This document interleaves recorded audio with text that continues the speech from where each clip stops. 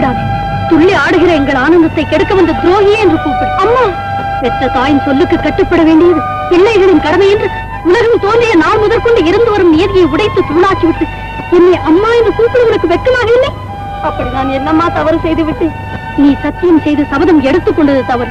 முடியாத காரியத்துக்காக முகமூடி அணிந்தது தவறு. இல்லையம்மா, எல்லாமே சரியானவைதான். நீயும் இவனும் கடமையை மறந்து காதல் புறாக்களாக பறக்கும் தவறியா சரி என்று சொல்கிறாய்? கடமையை மறக்க வேண்டும் என்பதற்காக நாங்கள் காதலிக்கிறோம். கடமைக்காக காதல் கூடாது என்ற சட்டமும் இல்லை. நீ எங்கள் லட்சியத்தை நிறைவேற்றி வைப்பாய் என்ற நம்பிக்கை என்னை விட்டு போய்விட்டது. ஏன்? உனக்கு இப்போது காதல் தான் பெரிதாகிவிட்டது. அதனால் என் மகளுடைய கடமை பாதிக்கப்பட்டு விட்டது. அம்பு, உனக்கு வேண்டியது காதல் அல்ல, கடமை. அந்த கடமையை நிறைவேற்றி தாத்தாவுக்கு செய்து கொடுத்த சத்தியத்தை காப்பாற்று. போ. தங்கம், என்னது? கொங்கு நாட்டு தங்கத்தை உயிருடனும் அல்லது பிணமாக கொண்டு வருபவர்களுக்கு 10,000 ரூபாய் பரிசளிக்கப்படும். ஜமீன்தார் ராஜவேல், இதற்கெல்லாம் நீதான் காரணம். அம்மா, என்னை மன்னித்து விடுங்க.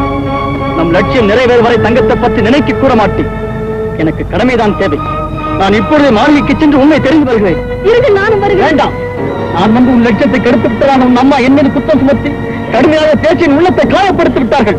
அந்த காயம் மாற வேண்டும் என்றால் நான் என் கடமையை செய்தாக வேண்டும். உன் உறவு எனக்கு தேவையில்லை. அறிவிப்பு: பரிசு ரூபாய் 10,000.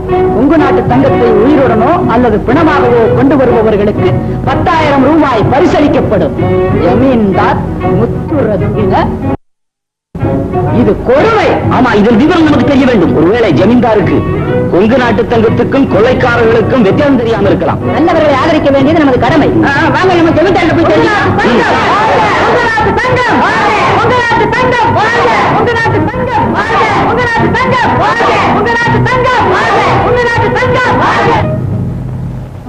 அம்மா, ஜனங்கள்லாம் ஒண்ணு சேர்ந்து கொங்கு நாட்டு தங்கம் கத்திட்டு வர்றாங்க. என்ன விபரீதம் நடக்கும்போது தெரியலம்மா. அப்படியா? ஆமாமா.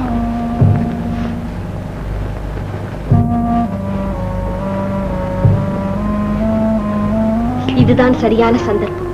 பைரவா, அம்மா, ஜாக்கிரதை. நான் பாத்துக்கிறேம்மா, பயப்படாதீங்க.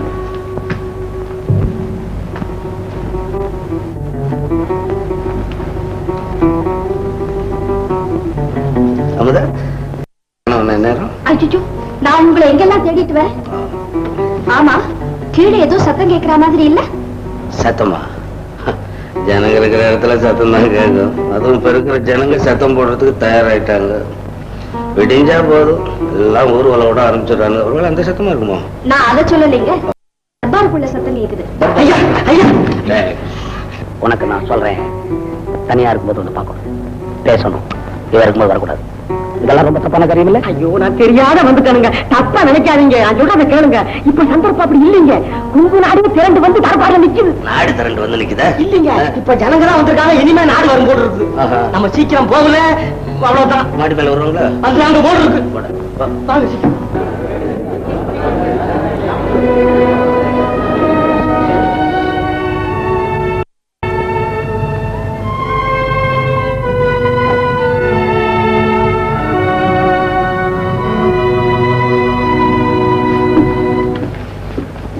என் அருமை குடிமக்களே, நீங்கள் இங்கு கூடி வந்ததின் காரணம்? கொங்கு நாட்டு தங்கத்தை பிடிக்க சொல்லி நீங்கள் அறிவித்திருக்கிறீர்கள். 10,000 ரூபாயுடன் பிடிக்க முயற்சித்தீர்களா? இல்லை. ஏன்? அவன் ஏழை பங்காளன், பாட்டாளிகளின் பாதுகாவலன், நாட்டுக்கு நன்மை செய்கிறவன். நேரத்தை அவன் என்னையே கொலை செய்ய முயன்றவன். உண்மை. பொய். நாங்கள் இதை நம்ப முடியாது. கொங்கு நாட்டு தங்கம் நல்லவன் என்று உங்களுக்கு எப்படி தெரியும்? ஏரிக்கரையில் போரிகளால் அபகரிக்கப்பட்ட சொத்துக்களை மீட்டு தந்தான். திருவிழாவில் புகுந்து கொள்ளையடித்தவர்களை விரட்டினான். கவிழப்பான புக வேண்டியை காப்பாற்றினான். இப்படிப்பட்ட காரியங்கள் ஏராளம் ஏராளம். போதும். உங்களுக்கும் கொங்கு நாட்டு தங்கத்திற்கும் ஏதோ தொடர்பு இருப்பதாக நான் சந்தேகிக்கிறேன். கொங்கு நாட்டு தங்கம் ஒரு கொலைகாரன், கொள்ளைக்காரன். கொங்கு நாட்டு தங்கம் உங்கள் நகைகளை எல்லாம் கலட்டி மூட்டையாக கட்டி மேலே எறியுங்கள், இல்லை சுட்டு பொதுக்கி விடுவேன்.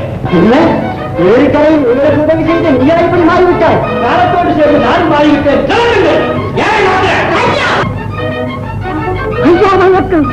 இங்க தெரிஞ்சிக்கக்கூடிய அளவுக்கு நான் பிரபலி ஆயிட்டேனா? சந்தோஷம். ஏதோ உடல்நல சரியில்லாத வந்திருக்கீங்க. இந்தாங்க உங்களுக்கு மாத்திரை. நான் எதுக்கு கிளப்பேன்? நான் கொட்டு கொட்டு வச்சு வெட்டா கொட்டுங்க கொட்டுவா சீக்கிரம். ஐயா அழகுல என்னமா கொடுத்து வச்ச மாதிரி வச்சிருக்க. போனா நானா தானா நகையெல்லாம் எடுத்துக்கிட்டு என் துண்டை மட்டும் அனுப்பிச்சிரியா? என்ன மட்டும் சொல்லாத. ஆமா